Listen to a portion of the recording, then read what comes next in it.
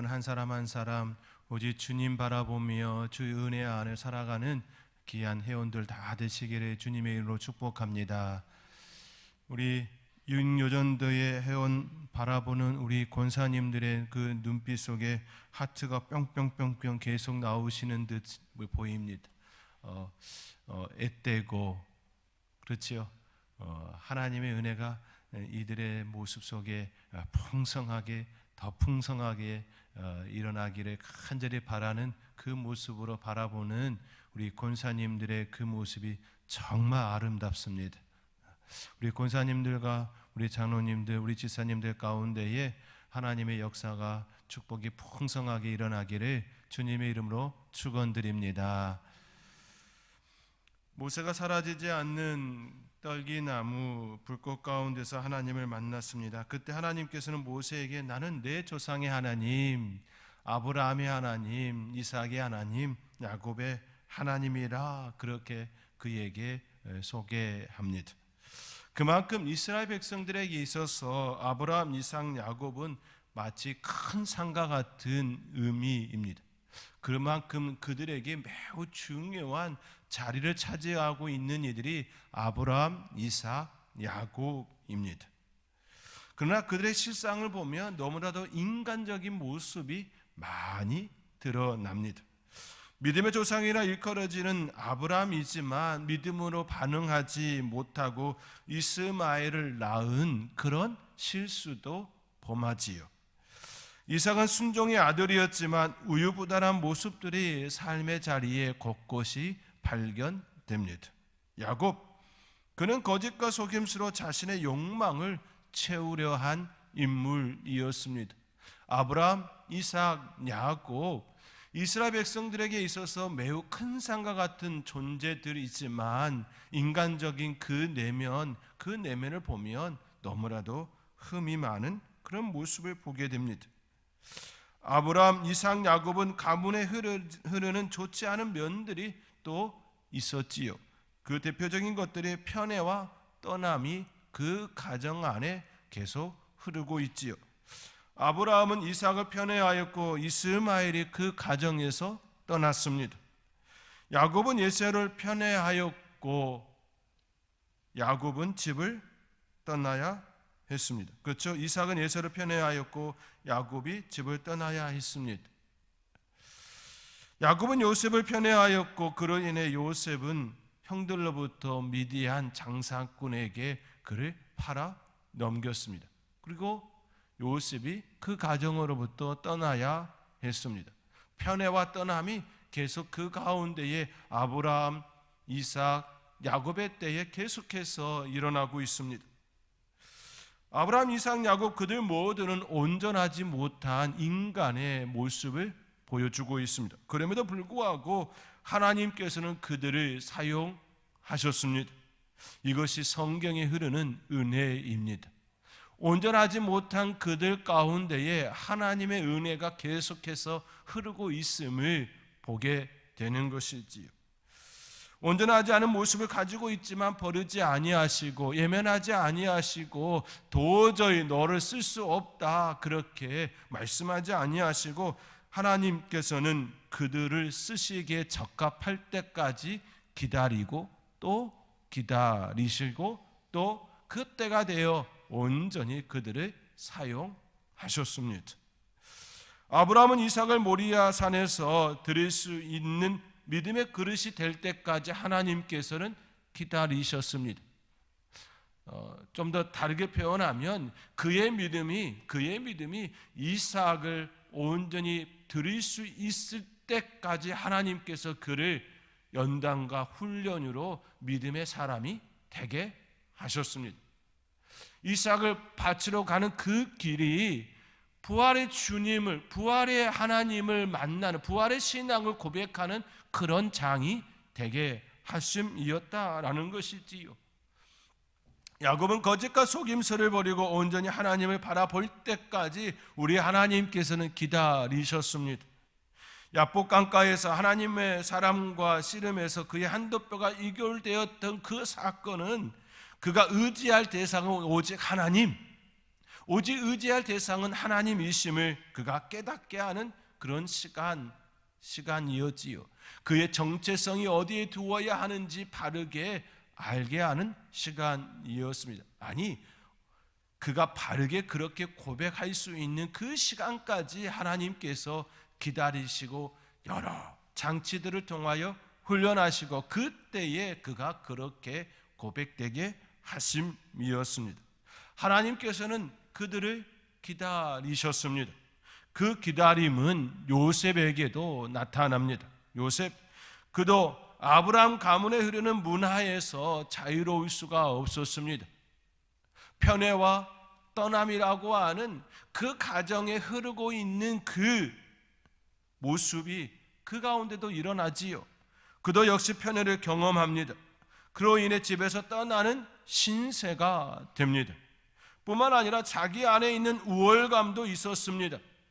아버지의 사랑을 충분히 받은 부작용이라면 그렇게 볼 수 있겠습니다. 부작용이라는 부작용이지요. 부작용이 낳은 또 다른 부작용이라 말할 수 있을 것입니다.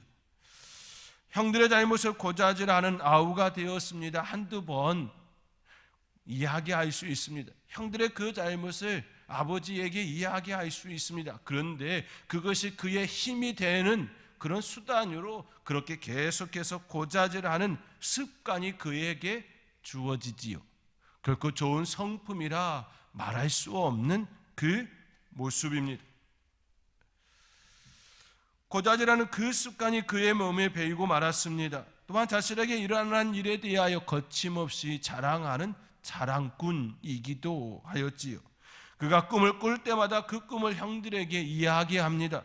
조용히 그 꿈이 무엇을 의미하는지 물어볼 수도 있었을 텐데 결코 그렇지 않았다라는 것 성경에 드러나고 있지요. 그러한 모습이 그 안에 있지 않았습니다. 조용히 말하고 조용히 그 꿈이 자신에게 무엇을 의미하는지 묻고 기도하는 그런 형태가 그 안에 있지 않았습니다. 첫 번째 꿈을 꾸었을 때 형들에게 말하였지요. 두 번째 꿈을 꾸었을 때도 그는 형들에게 말하였습니다.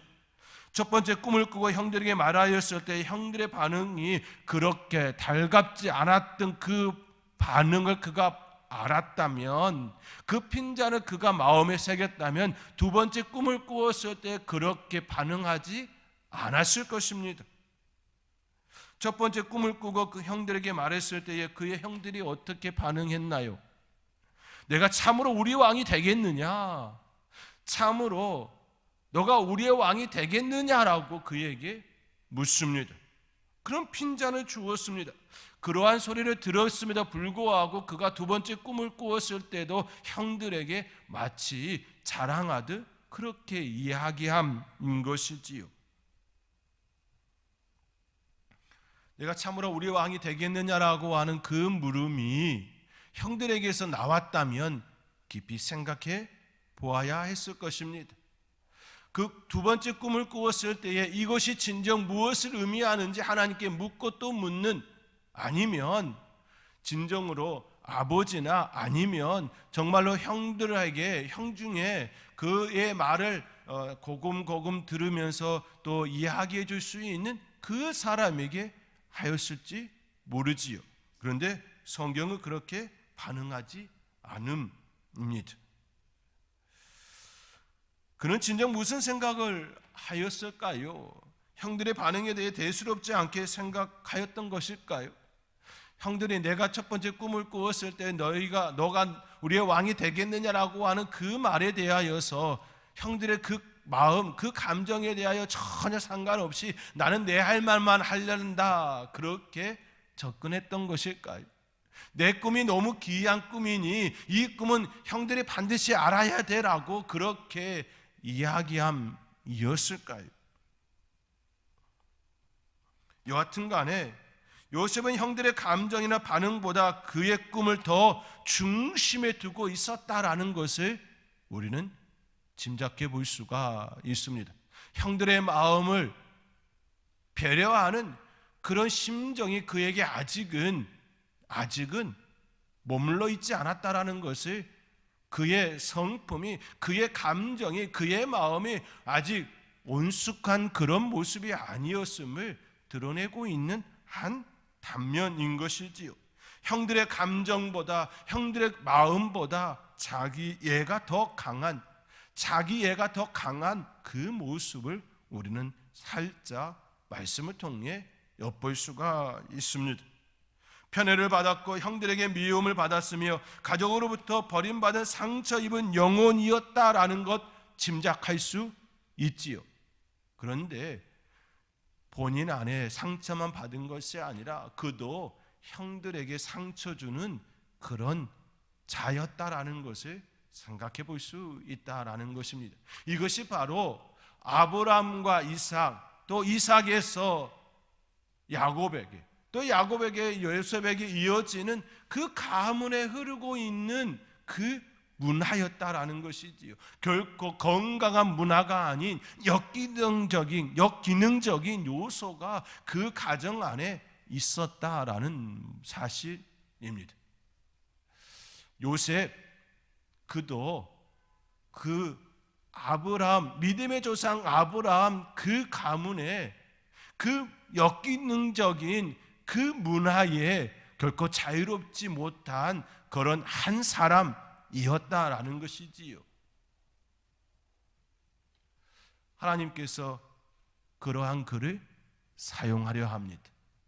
하나님께서 그를 이스라엘을 위하여 사용하려 합니다. 그래서 그 가정을 밟는 것이지요.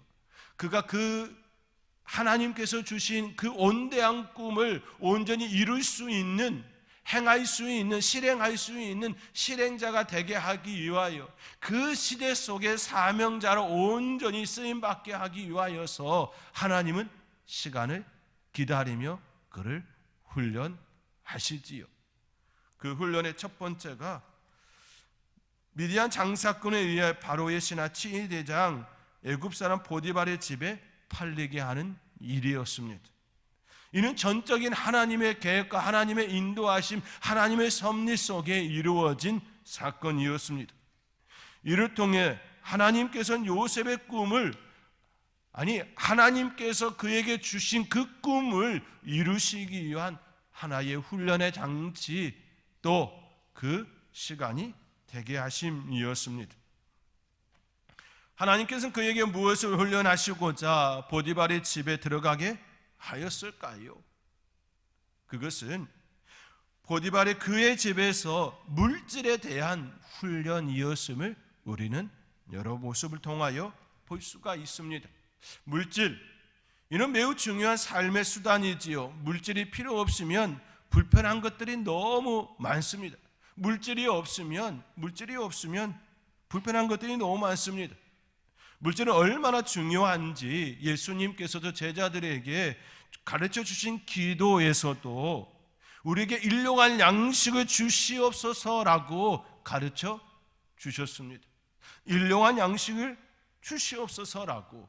만약 물질이 중요하지 않았다면, 필요하다고 여기지 않았다면 일용할 양식을 주시옵소서라고 그렇게 기도를 가르치지 않으셨을 겁니다. 그런데 중요하기에, 우리의 삶의 자리에 매우 중요하기에 우리 예수님께서 제자들에게 이 기도를 가르쳐 주심인 것이지요. 성경은 물질에 대해 소홀히 다루지 않습니다. 특별히 하나님의 일을 감당하는 이들에게 먹을 것을 먹이시고 그들의 삶의 자리가 공고함 당하지 아니하도록 물질에 마름이 없도록 늘 인도하심이 나타납니다. 그러한 대표적인 예로 엘리야가 오랜 가뭄 속에서도 사르밧 가부의 집에 머무르며 그 집의 기름과 가루가 마르지 않도록 하셨던 하나의 사건을 통하여서도 우리가 알 수가 있지요. 하나님께서는 하나님의 사람이 물질로 인하여 공고함 당하지 않기를 간절히 바라시고 채우신다라는 말씀입니다. 물질, 그것은 우리의 삶에 매우 중요한 수단이고 우리의 삶을 윤택하게 하는 도구입니다.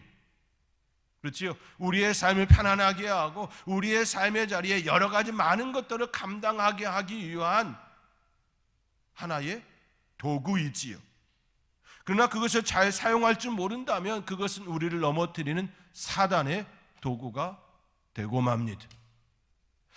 하나님께서 원하시는 대로 사용하면 우리의 영혼이, 우리의 삶이 풍성함과 형통함과 윤택함을 누리는 그러한 좋은 도구가 되어지지만, 바르게 사용하지 않는다면 오히려 우리를 넘어뜨리는, 우리를 무너뜨리는, 우리를 파산시키는, 우리의 영혼까지도 산산이 조각내는 그런 사탄의 도구가 될 수 있다라는 그 사실도 우리는 기억해야 하는 것이지요. 하나님께서 요셉이 하나님께서 주신 꿈을 온전히 이룰 수 있도록 훈련하시는데 그 첫 번째 과목이 바로 물질이었습니다. 소유에 관한 부분이었습니다. 하나님께서 요셉에게 물질에 대해 바른 개념을 심어주기 위하여 그가 잘 되도록 인도하시지요. 그와 함께 하시고 형통케 하셨습니다. 오늘 본문 2절과 3절의 말씀 우리 함께 읽겠습니다. 오늘 본문 2절과 3절의 말씀 우리 성경을 통하여 함께 읽겠습니다. 여호와께서 요셉과 함께 하심으로 그가 형통한 자가 되어 그의 주인 애굽 사람의 집에 있으니 그의 주인이 여호와께서 그와 함께 하심을 보며 또 여호와께서 그의 범사에 형통하게 하심을 보았더라. 아멘. 하나님께서 요셉과 함께 하심으로 형통한 자가 되었습니다. 그의 모습을 그의 주인이 보았습니다. 그에게 하는 행위 속에서 하나님께서 함께 하시고 그 행위 속에 하나님께서 함께 하심으로 인하여 형통함이 일어났다라는 것이지요. 그로 인하여 그의 주인이 그의 하는 범사에 형통하게 하는 그 모습을 보았다라는 것입니다. 여호와께서 그의 범사에 형통하게 하심을 보았더라. 누가 본 것이지요? 그의 주인이 보았다라는 것입니다. 이것이 바로 요셉을 훈련시키기 위한 첫 번째 과정이었습니다. 그에게 물질에 대한 바른 개념을 심어주기 위하여 형통함을 주셨습니다. 그가 그의 주인의 재산을 관리할 수 있도록 그 길을 열어주심이지요. 그 주인이 그를 보면서 믿음이 가게 하셨다라는 겁니다. 그렇지요. 그리하여 그에게 그의 재산을, 그의 자산을 요셉에게 맡길 수 있게끔 하셨다라는 것 아니겠습니까? 물질이 없거나 적을 때는 하나님께 드림이 그렇게 어렵지가 않습니다. 조금 더 편하게 드릴 수 있습니다. 11조의 액수가 커지면 커질수록 그 드림에 대한 유혹이 점점 크게 일어나지요. 그 이유 중에 하나는 10의 9조를 바라본 것이 아니라 10의 1조를 보았기 때문입니다. 10의 1조가 점점 커지니 그 드림이 생각보다 내 마음의 부담이 커지는 거지요. 그래서 10의 9조를 바라보았으면 하나님께서 10의 9조를 내게 이만큼 주셨구나를 보았으면 10의 1조는 그리 어려운 부분이 아닌데 어느 순간 10의 1조가 보이는 겁니다. 10의 1조가 크게 보이는 거지요. 크게 보이면 보일수록 드림이 어려워짐을 느끼게 되는 것이지요. 실은 10의 9조를 하나님께서 나에게 주셨다, 이 10의 9조가 크다는 것을 느껴지면 느껴질수록 10의 1조에 대한 부분은 너무나도 작게 보일 수 있는 것이지요. 이것이 실은 물질에 대한 개념이고 소유에 대한 개념입니다. 그것이 바르게 형성되어지지 않으면 우리는 생각보다 하나님께 드림이 결코 쉽지가 않습니다. 내가 하나님께 많이 드린다라는 생각이 어느 순간에 들면 아깝다라는 생각이 들기 때문인 것이지요. 그래서 물질은 참 우리를 힘들게 하는 요소가 되기도 합니다. 그래서 물질을 통해 훈련하시는 이유가 여기에 있습니다. 물질을 통해서 훈련하시는 이유는 하나님의 것과 내 것과 남의 것을 정확하게 구분할 줄 아는 그 마음이 그리스도인들에게, 하나님의 사람들에게 있기를 간절히 바라기 때문인 것이지요. 하나님께서는 요셉을 훈련시키기 위하여 그에게 형통케 하셨습니다. 더 많은 것들을 그에게 다 맡기심이 되었습니다. 그로 인해 그의 주인이 그에게 모든 것을 맡길 수 있는 믿음을 생기게 하게 하셨습니다. 만약 그를 보는 시선이 좋지 않았다면 그 주인은 결코 요셉에게 자신의 자산을 맡기지 않았을 것입니다. 하나님께서는 주인에게 요셉을 향한 믿음을 주었습니다. 이것이 지금을 살아가는 그리스도인들에게도 매우 중요한 부분입니다. 하나님께서는 우리와 함께 하심으로 우리를 타인에게 믿음을 주는 사람으로 우리 하나님께서 함께 하신다라는 겁니다. 이것이 이 시대 가운데에 저와 여러분 가운데도 역사되어지기를 주님의 이름으로 축원드립니다. 하나님께서 여러분과 함께 하심으로 타인들이 여러분을 볼 때에 믿음이 가는 사람, 신뢰할 만한 사람, 그렇게 여겨질 수 있기를 주님의 이름으로 축원드립니다. 바로 요셉을 하나님께서 그렇게 하셨다라는 것입니다. 하나님께서는 요셉을 그러한 사람으로 만들어 주셨습니다. 그리고 그를 가정 총무가 되게 하셨습니다. 오늘 본문 5절과 6절에 이렇게 기록되어 있습니다. 우리 함께 오늘 본문 5절과 6절 우리 함께 읽겠습니다. 그가 요셉에게 자기의 집과 그의 모든 소유물을 주관하게 한 때부터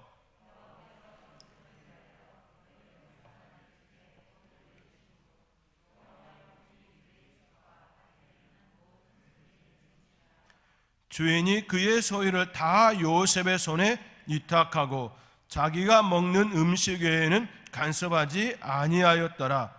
요셉은 용모가 빼어나고 아름다웠더라. 주인도 일정하게 요셉을 테스트했다라는 겁니다. 그리고 그 테스트 과정이 거친 이후에 6절 말씀에 주인이 그의 소유를 다 요셉의 손에 위탁하고 라고 이처럼 접근하셨다라는 것이지요. 하나님께서 요셉과 함께 하심으로 그에게 모든 것들을, 보디발의 재산을 모든 것들을 관리하는 그런 관리하는 능력을 키울 수 있도록 그를 그 자리에 있게 하셨습니다. 모든 것들을 준비한 이후에 하나님께서는 그를 더욱더 훈련의 장, 그 장으로 함께 또 이끌어갑니다. 그 훈련의 장은 바로 보디발의 아내로부터 본격적으로 드러나게 하지요. 보디발의 아내는 요셉을 유혹합니다. 그러나 요셉은 그 유혹에 넘어가지 않지요. 여기서 여러분은 이상하게 생각할 수 있을 겁니다. 분명 물질에 관한 훈련이라고 계속해서 말씀하고 있는데 보디발의 아내의 그 유혹은 물질의 훈련이 아니라 이성의 그 훈련 아니냐라고, 마음의 훈련 아니냐고 그렇게 접근해 볼 수도 있다고 생각하실 겁니다. 그렇죠? 이성의 훈련, 마음을 흔들리지 아니하고 이성이 반드시 하나님의 마음에 붙들림 바 되어지는 그런 자격을 테스트하는 거 아니냐고 접근할 수 있을 겁니다. 그렇죠? 이성의 훈련으로 볼 수 있을 겁니다. 그런데 성경 말씀의 전체의 내용으로 접근해 보면 물질 소유에 관한 훈련임에도 분명하게 접근할 수가 있습니다. 왜냐하면 지금 요셉이 보디발의 아내로부터 시험을 받는 근본적인 이유는 소유에 있기 때문입니다. 하나님께서 그와 함께 하시고 그로 인하여서 보디발의 모든 자산을 그에게 맡겼습니다. 그로 인하여 생긴 보디발의 아내의 유혹입니다. 그가 만약 보디발의 모든 자산을 관리하지 않았다면 그러한 시험이 그에게 일어나지 않는 것이지요. 또 다른 측면에서 요셉이 물질에 대하여 어떻게 접근하고 있는지 하나님께서 지금 그에게 본격적으로 훈련의 장으로 보디발의 아내를 그에게 붙이신 모습이기도 합니다. 순서적으로 보디발이 악한 마음으로 접근한 거 맞지요. 그것까지 하나님께서 사용하셨다라는 그런 측면입니다. 그런데 요셉은 그 유혹에 넘어가지 않지요. 왜냐하면 그에게 허락된 것이 아니었기 때문입니다. 창세기 39장 9절, 오늘 본문 이어지는 9절 말씀에 이렇게 기록되어 있습니다. 여러분이 가지고 있는 성경책, 그 성경책에 우리 9절의 말씀 함께 읽겠습니다. 이 집에는 나보다 큰 이가 없으며 주인이 아무것도 내게 금하지 아니하였어도 금한 것은 당신뿐이니 당신은 그의 아내임이라. 그런즉 내가 어찌 이 큰 악을 행하여 하나님께 죄를 지으리까? 이 집에는 나보다 큰 이가 없고 주인이 아무것도 내게 금하지 아니하였어도 금한 것은 당신뿐이다 라고 말합니다. 모든 것들이 다 자기 관리하에 있지만 오직 하나는 아니다라는 그런 측면이지요. 요셉은 바른 선택을 하지요. 그가 바른 선택을 할 수 있었던 건 자신의 것과 남의 것을 온전히 구분하고 있기 때문입니다.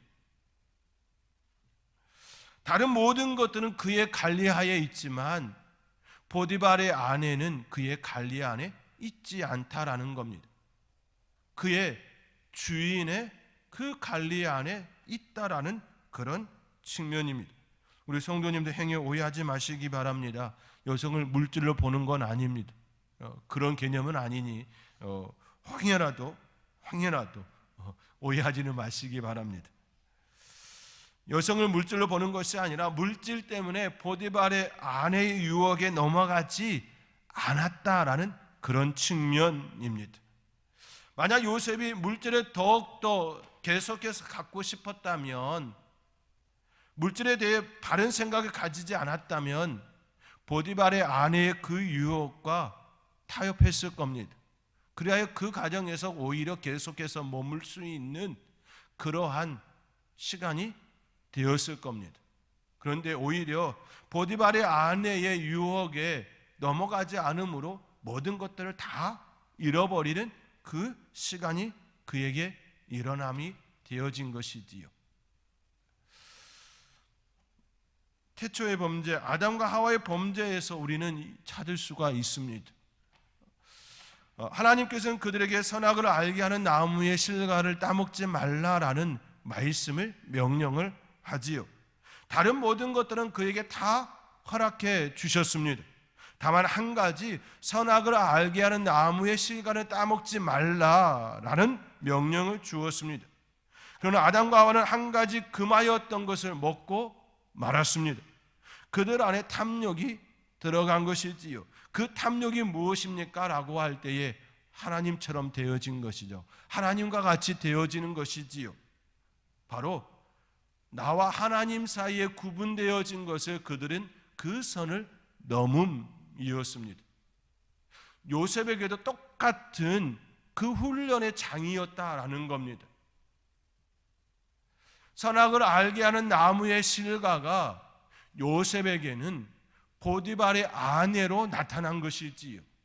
보디발의 아내는 아담과 하와에게 금지하였던 선악을 알게 하는 나무의 실과였던 것입니다.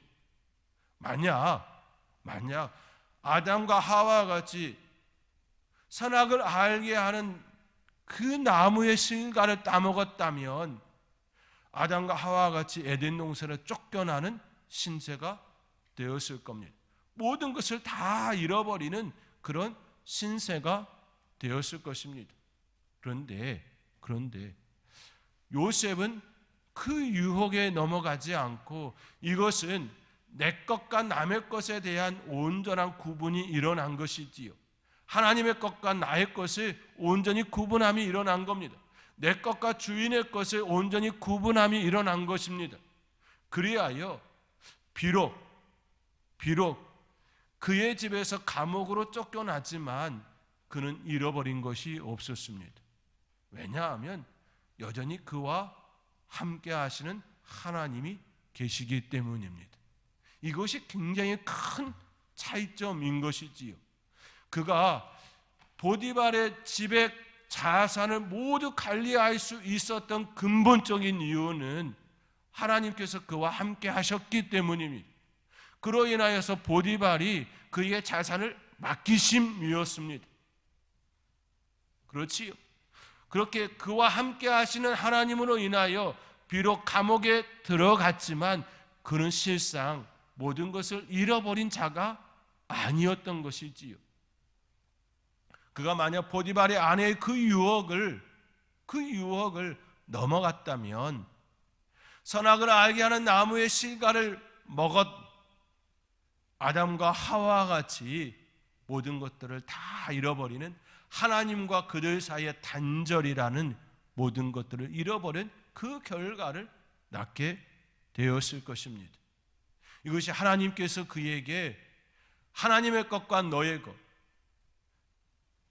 너의 것과 남의 것에 대한 물질에 대한 개념을 바르게 심어주고 있는 것이지요. 이 개념이 그 안에 온전히 세워질 때에 애굽이라고 하는 큰 자산을 관리할 수 있는 능력이 되게 하는 겁니다. 내 것과 남의 것이 그 안에 온전히 구별되어지지 않는다면 어찌 그에게 애굽이라고 하는 큰 자산을 맡길 수가 있겠습니까? 하나님의 사람들을 보호하기 위한 하나의 장치로 야곱의 그 일가족을 그 땅에 보내야 하는데 그것이 되어 있지 않다면 하나님의 것과 나의 것과 남의 것이 그 안에 온전히 구별되지 않는 그런 모습이라면 어떻게 하나님께서 그들을 안전하게 보낼 수가 있겠습니까? 바로 그 훈련을 하심이었던 것이지요. 사랑하는 성도 여러분, 하나님께서는 요셉에게 물질에 대한 개념을 바르게 가르치고 계시고 있는 것입니다.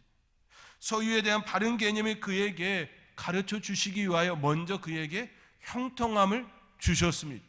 그 형통함으로 인하여 타인에게 믿음을 갖게 하는 그 신뢰를 주게 되었습니다. 그 신뢰로 많은 자산을 얻게 하였지요. 그렇지만 그 자산 또한 그의 것이 아님을 명확하게 포디발의 아내의 유혹을 통하여 그에게 보여주심이었습니다. 그의 것이 아니라 관리하고 있다라고 하는 그 개념을 명확하게 심어준 것이지요. 자기 것을 아닌 남의 것을 가졌을 때의 모든 것을 잃어버릴 수 있다라는 그 사실이 그 안에 온전히 더 새겨지는 역사가 일어남이 되어진 것이지요. 사랑하는 성도 여러분, 하나님께서 여러분과 함께 하시고 또 여러분에게 물질을 점점 더 풍성하게 형통하게 주시려 하실 때에 내 것과 하나님의 것, 내 것과 남의 것을 온전히 구분할 줄 알며 청지기적인 사명을 온전히 감당할 수 있는 저와 여러분의 삶이 될 수 있기를 주님의 이름으로 축원드립니다. 기도하겠습니다.